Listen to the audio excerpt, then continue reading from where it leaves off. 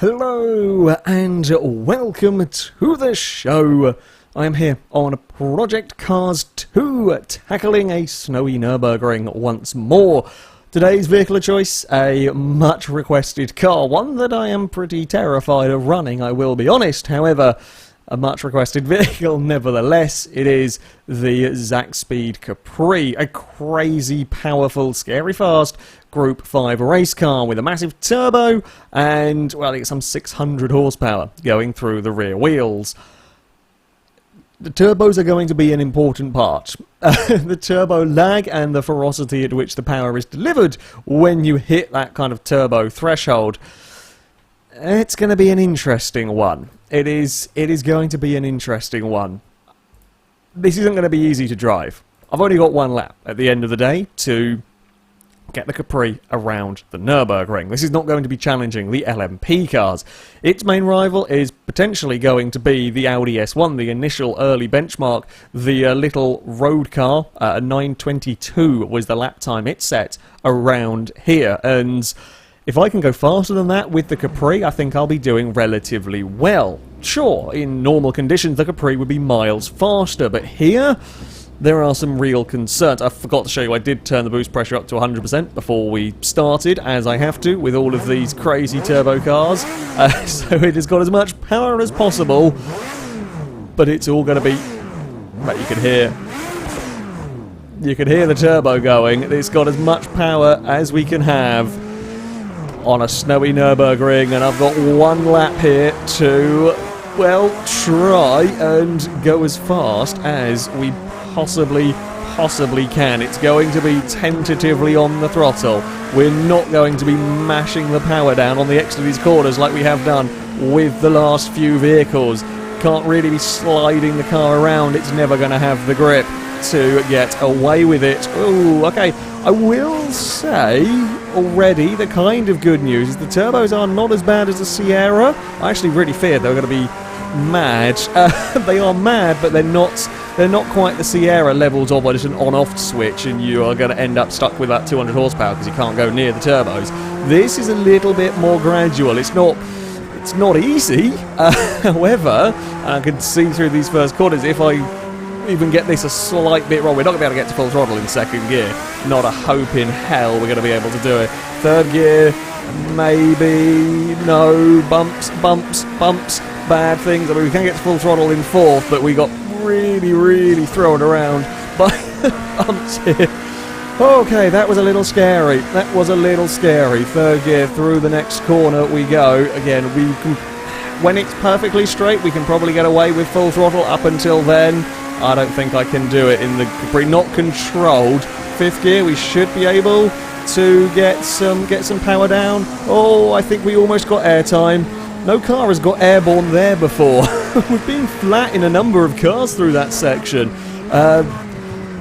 Nothing's quite got as airborne and as light over there. That is two very brown trouser moments in, well, the first 2 minutes of this lap. I think we're going to have to be a tad on the careful side. But there is some speed to be found in this. As mad as it seems, this is quicker than I thought it was going to be. I really thought I'd be able to not get anywhere near the throttle pedal, but you can in this. And that, in many ways, makes it worse. When you can't go near the throttle pedal whatsoever, then you know you're going to have to be careful. In this, there is a very fine line, and if you get on the right side of it, there's actually quite a lot of speed to be had from the Capri. However, it's gonna bite. This is the sort of car that will punish the slightest mistake and the slightest... If you're not paying 100% attention at all times with this, the slightest oversteer moment is going to see you round and pointing into a wall. Here, we're not so bad just yet. There are a couple of places I'm very nervous about about this car on the latter half of the lap when things get very technical. This bit here is not going to be too much fun. Downhill braking zone into a tight corner.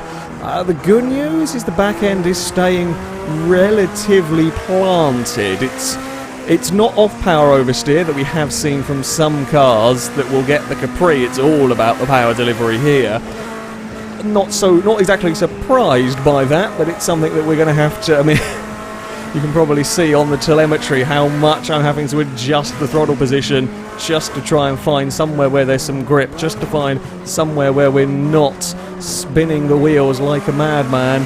Out of the hairpin we go, a little bit of short shifting. We probably don't want to be in first gear that much. It's asking for trouble. There goes the turbos. Yeah, it's not the most uncontrollable snappy mess. When those turbos fire up, it is not the most uncontrollable snappy mess that I have driven.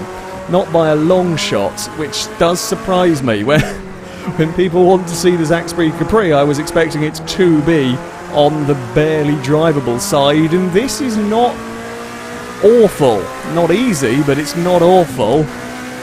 Okay, we are over the crest there. I was a little worried about the crest being, you know, getting the wheels spinning at the back. Car going light across these is not what you want, and this has already proved it's going to get airtime and bobble in places where you might not expect it. We have to wait and wait and wait. Don't even think about it. You won't get away with full throttle down here. It's too bumpy. It's too... Whoa. You're in the wrong gear. It's got to be fourth gear before you can even contemplate about that full throttle, and even then it's got to be perfectly straight and perfectly flat almost. We might get away with it after this corner here. We might be able to... No! Bad Capri. Christ. That was even... I was thinking about full throttle. Fourth gear, full throttle, and we just spun the wheels there at 130 miles an hour on snow, and all I'm getting is a bunch of wheel spin. If we even try full throttle, now we can, again, like the poise through the corners is not too bad, but it's that power. We're probably only running on about 350 horsepower through most of this lap, because the other 300 horsepower is so ferociously delivered that I just can't use it. Probably won't be able to use it until we get to the long straight. Definitely not going to use it in first gear. Short shift that one before we spin the wheels up and have a big accident. Okay, carousel up next. Braking wise, I'm pleased to say it's not too bad in the Capri. I don't know if I really wanted first gear through here, but we've gone for it anyway. Yeah, like braking, I can't put much pressure down. However, it's not as bad as some cars at trying to find that point that you can get away with. I don't quite know why that is the case with this. Again, it was another thing. I feared we're going to have some real trouble slowing this car down. Oh, I got on the brake as I was steering up there. Oh, okay, that's cost us a little bit. Come on, Capri. I don't really want to go down to first, though, heading over that crest, because that's going to spin us some more. Yeah, that was... I was not in a perfect straight... Typically, as I was talking about braking, I was not in a perfect straight line. Now, if the car's going to snap somewhere, of all of the places to go and the way that it went, we got quite lucky with that. I've lost, a little bit of time. It's not a spin at the end of the day. It's a little clonk off the Armco. Capri won't be too happy with me about that, but... there we go. We're going to head up over the crest. These are the corners that I am very, very nervous of. They have caused problems for the V8 supercar, problems for the Group C car early on in this series. They're always scary, these downhill braking zones. Yeah, the good news, and the thing that I'm enjoying about the Capri is I can turn it into these corners and the back end doesn't let go. If the back end let go from just turning in, we'd be in all sorts. It would be near undrivable here, but because the back end doesn't, actual stability-wise is not too shabby. Just power delivery is the problem. We are okay, not quick, but we are okay through all of that. Now, how fast dare we go down here? I don't really know. I don't want to chuck it in with too much speed. This is a silhouette race car. It was pretty advanced and pretty mad for the era, but the era is 1980. It does not exactly have modern high-tech suspension and aero bits to generate the same levels of downforce as you get on the modern race vehicles, so we're not going to have the ultimate corner grip regardless. Oh, we're through all of that. We're going to be early. I'm early on the brakes up here. I don't like this corner at the best of times, but in the Capri, I don't really trust it.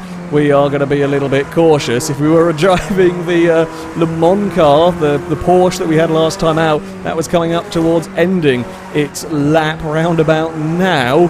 We are, of course, nowhere near it. We're never expecting to be. It's that 9:22. That's what I'm looking to try and beat. Of course, the Audi has us beat on traction. The Audi's all you're flat out of every corner. in the Audi. This, though, will have the S1 beat in terms of power coming down this straight, and I hope perhaps corner speed in some places. Here we go, we're up to third gear now. We're not going to be able to go full throttle just yet. It's going to bounce and bobble. Fourth gear, we're in a straight line. Can I get this to full? There we go. Really got to build up confidence as to whether you can get that car even vaguely near flat out. We're going to be doing 160 miles an hour. Of course, on these ice tyres, just the rolling resistance does not help these cars in terms of top speeds. 165 looks like all we are going to be able to achieve here. It's going to be pretty close, I think, with this in the Audi, if we get everything spot on here, or we're going to have a very, very big crash because we hit a curb. Again, I've got very, very lucky there. Whoa, Capri, no. We might be in trouble. Oh, that's what is going to happen with this sort of car. When you are going down there, it was going to be pretty close. I don't think we're going, well, I mean, we're not going to have the best of runs. It is not going to beat that Audi now as we head into these final corners. Christ, it was going so well with that back end stability. It was going so well with that. It's going to, yeah, it's just not, it's not got it. It's not got the grip for that low speed. Oh, it's a mad car. It isn't as mad as it could have been. It is not as mad as it could have been. That was a massive spin. That was about the fastest place that we could have had a spin. Kind of almost managed to say we didn't do a full 360, but that's not what you want to be doing with the car. It's fast in places, but it's so difficult to use the power. It's so difficult to use the power, and if it goes, you're not going to hope in hell. Some cars you can get away with catching it. Other cars like this one, you step a millimetre over that line, you're gone. A millimetre over that line and you're done for. The Porsche, the Bentley, all of the fast cars were cars that you could get away with stepping over that line a tiny fraction. And this, no, not at all. A perfect clean lap, it would probably be quicker than the S1 if I hadn't made those couple of errors. But it's the difficulty of extracting speed out of the Capri. That's the problem around here. I wasn't doing anything galactically stupid with it, but it was that millimetre over the limit. The lap time, I mean, a 9:28 at the end of the day is still pretty ridiculous for the conditions. It is going to go into an 18th place. It loses out to the V8 Supercar. V8 Supercar did have a small spin on its run. This kind of had a half spin and a bit of an off. It beats the Porsche 917, it beats the NASCAR, it beats the Sauber C9 that also went for a spin, beats the Red Bull and the Sierra by a decent margin. So that's not a terrible time for the car at all. It's just, as you can imagine, a bit too difficult to keep it under control. That is the way it goes sometimes, though. It's a ferocious animal. It was always likely to be. I might have liked a little bit more. I'd like to have not made mistakes, but it's just so difficult to even vaguely get near the limit with this car. As I said, when it snaps, it is going to bite. It is going to bite very hard. Entertaining challenge, though. Entertaining challenge. That, though, is going to be it for this video. Thank you very much for watching, and until next time, goodbye.